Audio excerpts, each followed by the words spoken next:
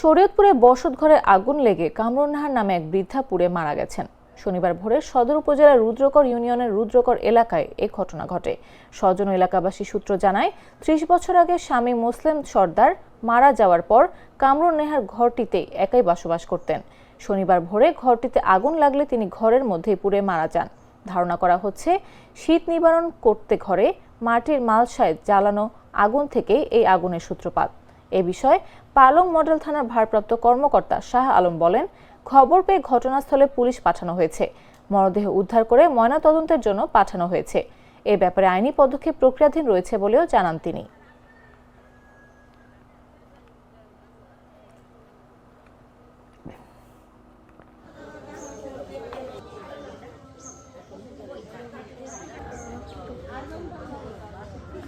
রাত 3:30 বাজে এই আগুনটা আশেপাশে মানুষের দেখছে, দেখে মনে করেন যে এবারে আগুন কীভাবে লাগলো। সবাই আগুন নিবানোর জন্য চেষ্টা করছে, যে ঘরে তো লোক ছিল, এই লোক কই। তারপর আগুন নিয়ন্ত্রণ মোটামুটি আসার পরে দেখে এই খাটের পুরি মরে গেছে। ঘরে আসবাবপত্র পুড়ে গেছে আর ওনাও পুড়ে গেছে। তাৎক্ষণিক আমরা গেছি, ওই ফায়ার সার্ভিসও নিয়েছি। দুপুরে চাল টাল ঠিক আছে, ভিতরে ওই যে ভিতরেই ধরছে, ওনাকে আর ইয়ে করা যায় না, খাটেই আগুনটা ধরছে মূলত। তো আমরা নিয়ে আসছি, হাসপাতালে পাঠাইছি পোস্টমর্টমের জন্য। এ ব্যাপারে ওই যে ইউডি মামলা বাকি, মামলা প্রক্রিয়াধীন।